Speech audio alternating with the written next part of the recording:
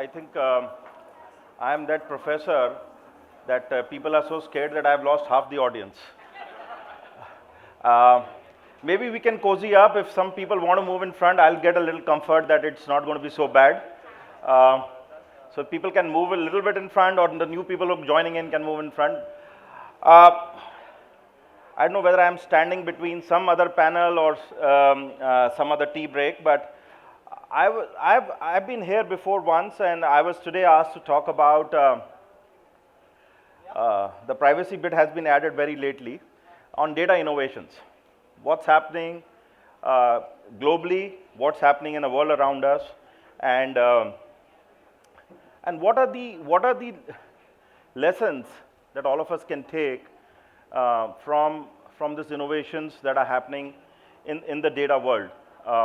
Where are the opportunities? So can we close the gate, please? Can we close this? Yeah. Should we start? Are we settled? Yes, no? Yes, thank you. For those of you who are here in time, please, guys, can we put the slide deck up? Hello? Can you put it up, please? How many of you in this room are of the view that data privacy or data, not content, but data is an opportunity for innovation versus how many vote that it's a privacy challenge? How many for the innovation side, how many for the privacy side? Innovation first. Okay, almost 50-50. Privacy side, as I said, little favoring innovation. That's me. And there is a privacy challenge. Let's not forget that. Okay, I think they have got it there. One more question before we start. Anybody in this room who does not have a smartphone? Anybody in this room who does not have a smartphone? You? Oh, you have, okay. And on an average, how many sensors does a smartphone have? Can anybody give me a guess? Any engineers here, electronics, computer scientists? 115? Okay, that's a good guess. Any other person? 5, no, okay. What else? It's about 28 on an average. Some of the phones have about 50 sensors. The least anybody would have is about 20, right? Those will be the low-end phones that none of us use. And why I say this, you'll understand the context. It already says 4 minutes left. There's something wrong with the timer, okay? Why I'm saying all this, you will understand the course of the discussion. We live in a world which is hyper-connected. We live in a world which is hyper-connected, this room. And where we are today, if you can leave my slides to me, please. Give me the first slide and I'll take it over from there. Thank you. No AI over here, okay? Yes, this is the world we live in. Today, in 1993, that is about 26 years ago, around this date, is the time we released the first browser. We released it. I was part of the team that released it 26 years ago. Internet had 1,000 users. That's about it. 1,000 users, 26 years ago. Where are we today? 8 billion. Of the population, 8 billion of the population, 5 billion have an internet connection today. 26 years is taken. Why this is very important? Because there is a law called the Moore's Law. Anybody knows what the Moore's Law is? Every 18 months, that's the electronics engineers, the computer scientists amongst us. Yes? Every 18 months, computing power on a small device will double, or reverse, the same device will become half the cost. Inversely proportional. What has happened is completely untrue. We have broken all Moore's Law. Moore's Law as it stands today is broken. It's no longer 18 months. It's 6 to 9 months. That means we are adding computing power doubling computing power every 9 months on an average. And that is leading to the explosion that we are seeing all around us. This computing power, this billions of internet connected people. My team and me, we update this slide almost weekly basis because the numbers change by a few million. That's what is going on globally, and I don't need to tell you that. India is, of course, contributing a huge lot to that. Put second slide to context, second topic, the fourth industrial revolution. I'm sure everybody has heard of fourth industrial revolution. What is so different about this fourth industrial revolution is Moore's law. The first industrial revolution was mechanization. The second was mass production. Third was automation, not as we know it today. And that's another interesting thing. This word automation, AI, has been around since the 70s, by the way. When I studied my computer science, I did a lot of research around it. I was doing, I think, what I call today AI. It's been around for a while. But it's only become real today in this fourth industrial revolution because of three things that I say: data, connectivity, compute. Remember, data, connectivity, and compute. Nipun, are you somewhere here? Can you take this? Data, connectivity, compute. I just have given out some couple of more signals to my device. And what this is doing, the first three industrial revolutions were all singular in approach. So if you go, it was about mechanization, which was farm, production. Second was mass production, the automobile revolution. Third one was taking conveyor belts, putting, more efficiency into business processes. This is cyber physical systems, and it's impacting everything that we know. And that's the reason I asked you about this whole thing about sensors. What is the fourth industrial revolution? AI plus IoT, AIoT. That's a new term you would have heard. Artificial intelligence, IoT. And you may think you are not an IoT device, but the sensors make you an IoT device. All of you are an IoT device. You're connected to the internet. What does IoT mean? Internet of Things. You are that thing. You're connected to the internet through this guy. And not only once, but 28 to 30 times on an average, you're sensing different things. An IoT device can only sense maybe light, temperature. This device can do 28 of those. You know all of those. The phone decides whether it's time for night or not, switches on brightness up, down. Camera decides how much is the ambience, noise, light, noise. Everything can be detected. Alexa can detect what you're speaking, and it does, by the way. For those of you who are wondering, it's always listening. And that's the nature of this device. And it's got huge computing power, huge, that you cannot imagine. And almost everything is being done by this thing today. And that's where this platforms that I call, the 5 platforms from Silicon Valley and 3 from China, the 8 platforms of the world are addressing. Out of the 4 billion internet users, 4.3 billion internet users, these platforms have amongst themselves a common base of 1 billion users, and then another billion on top of it. They are serving 2 billion people. 1 billion is common. Amongst us, we are using 2 or 3 platforms. I don't even need to ask you a question. All of us are on Facebook. Anybody over here not on Facebook? Oh, you're on WhatsApp, right? Yes or no? Yeah. So you're on Facebook? No? Who owns WhatsApp? Please don't forget, that's a platform now. Right? You all are on Google. Who does not use Google Maps? You are using Android.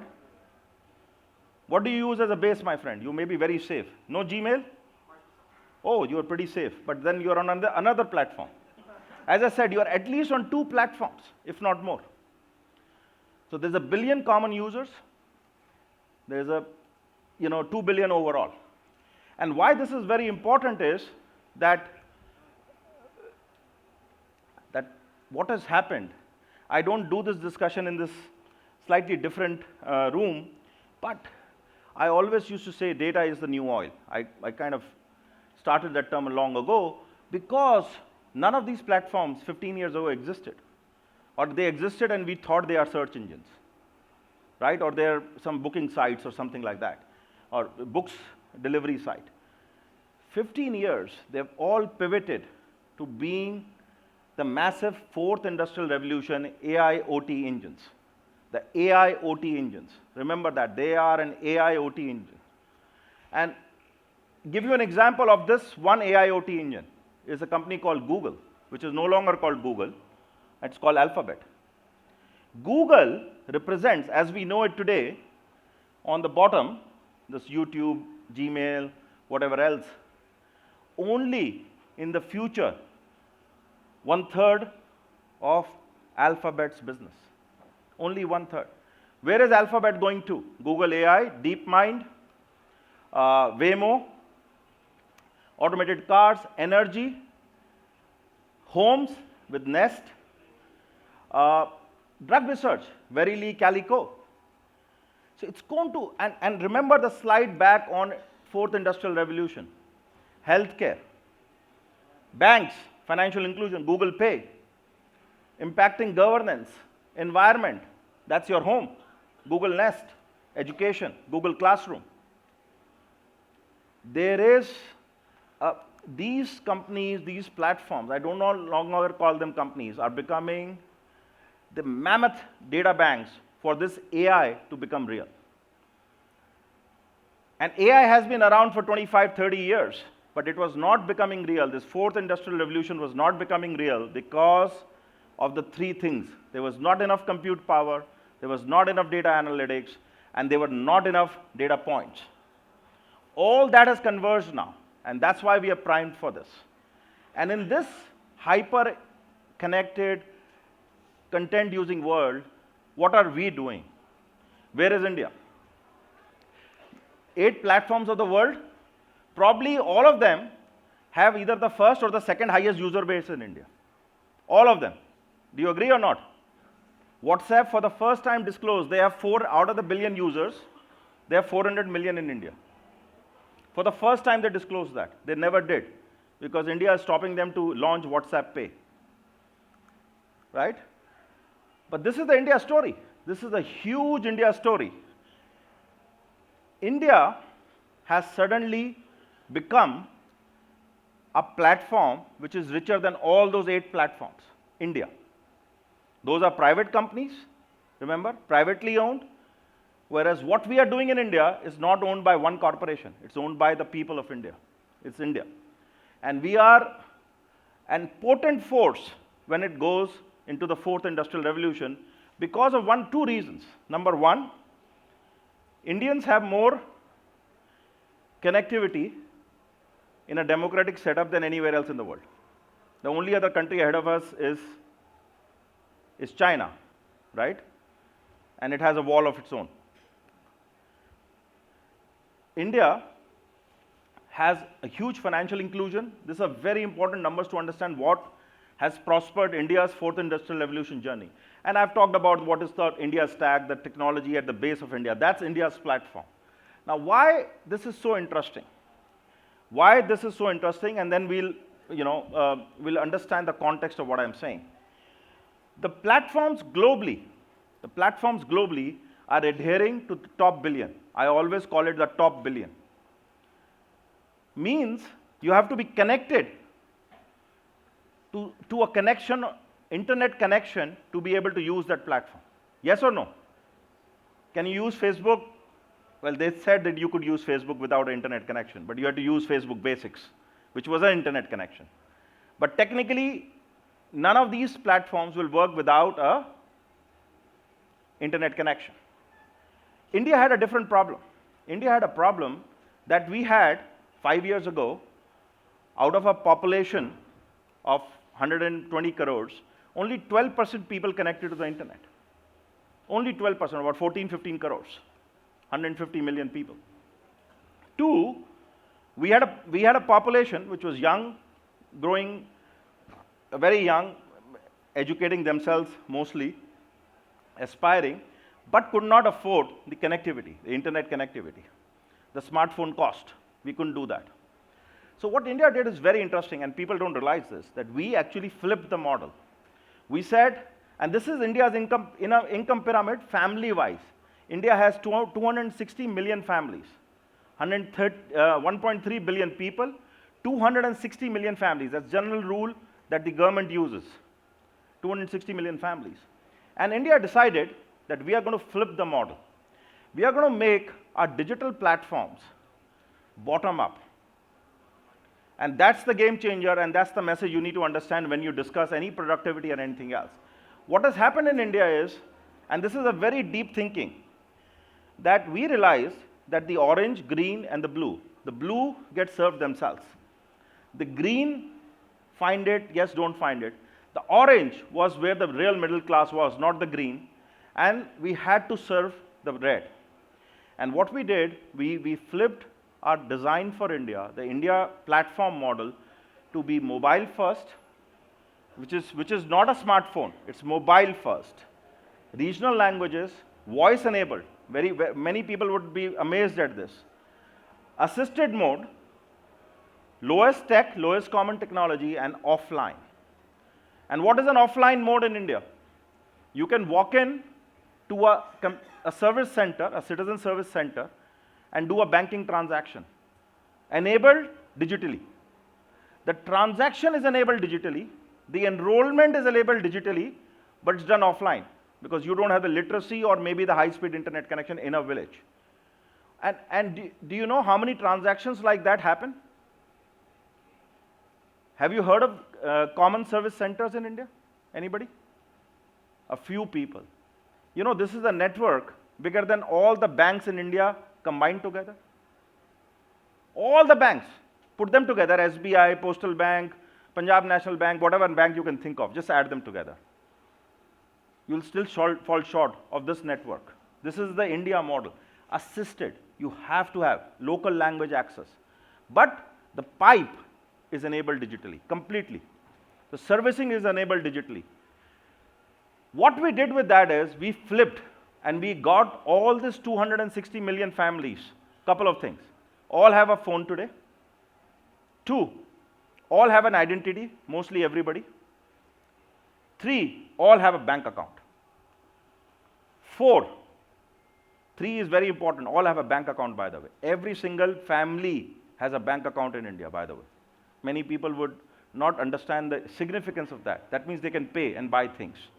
And 4, we studied that the person in a port in Gujarat who earns 30,000 rupees has more disposable income than one of your software engineers who has just joined, because he's living in Delhi, Bangalore, Gurgaon, where the cost of rent is very high. The cost of food is very high. That port ship operator actually lives with his parents, saves a lot more money, but we didn't give him or her the means to actually invest, use that money, use that connectivity, use that education. This is what we have flipped in the model in India, and that's productivity. We have made every Indian digital. Now, where are the lessons in this? You'll come to a few issues, takeaways. The other thing happened. India as a country decided we are going to be hyper-connected from no connections. We today have almost 55 crore, 550 million internet connections in India. We are going to be data rich before we are going to be economically rich. We consume content like crazy, right? There is a joke, get up India, spend the 1.5 billion GB data now, go use it. You know what is the average data consumption in India? That's the number. 2 things have happened. Our data cost is the lowest in the world. Lowest means lowest, period. $4 per GB per month, 5 years ago, $4 per GB per month. You know what is it today? 12 rupees. How many dollars is that? 15 cents. $4, 15 cents per GB per month. Consumption from 0.2 GB a month, 200 MB is 0.2 GB, to 11 GB, 20, I mean, you do the maths, it's mind-boggling. The maths is mind-boggling. That's what India decided in 5 years. From being a very data-poor country, We started producing a lot of data points because everybody is a smartphone user. A lot of them are smartphone users. 2, we started consuming a lot of content, huge amount of content, 1.5 GB a day, averaging 11 GB a month. And we have the cheapest internet connection in the world. What this has done, we've completely changed the paradigm businesses work. And if businesses don't follow this paradigm, they won't be able to service the India income pyramid. If today, people in this room, be candid, how many of you have a Jio SIM card for data connection? How many of you? We can raise more hands, because I know a lot of you have the second SIM is Jio. A lot of you have it, whatever the number is. Why could Jio offer such a low cost? We've done a case study at Harvard on this. Not because they wanted to offer and they had a lot of money in the bank, because they went completely digital. That's the lesson in productivity for you. They went completely digital. Onboarding to customer service to everything is only digital. There is no, there was an offline mode, people were doing it, but that person had become a self-appointed Jio representative, but in the end, it was completely digital. And you know what this number is? I don't know whether you realize. Jio onboarded 108 million, 10.8 crore customers in 170 days. How many mathematicians in this room? You know it is faster than Facebook adoption? Faster than any platform adoption in the world. Some 16 people per second, some obnoxious number that I don't remember, but it's huge. And it was possible because of a completely digital platform which brought down the customer acquisition cost from $25 to $1. Talk about productivity. I can give a few cases, and I'm going to come to my last slide, which will tell you what I'm doing, why I'm saying whatever I've said so far. The government, when it set up this, also did not know. And that's the lesson. When we set up this platform, we didn't realize the use cases we'll be able to use.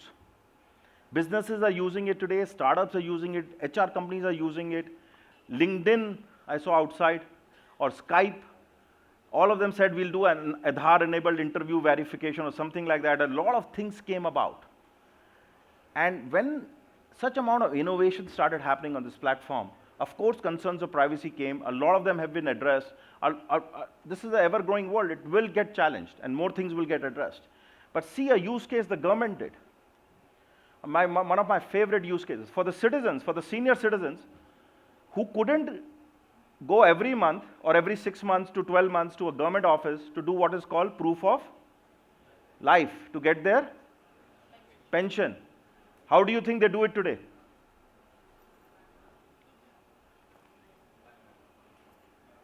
Proof of life. That's it, done. Pension at home. Do you think that's productivity? Not wasting 2 days? Not haggling with a government officer? Huge productivity. And in a short span of 2 years, size of many countries have enrolled. That's the number of senior citizens enrolled in this platform, 2.68 crores, who are pensioners, who get their pension on this system. Did we advertise for it? Did we advertise for it? Do you think we would have advertised as a government? Yes, no? Some energy. Word of mouth. Because people realize what's in it for them. People 100% realize what's in it for them.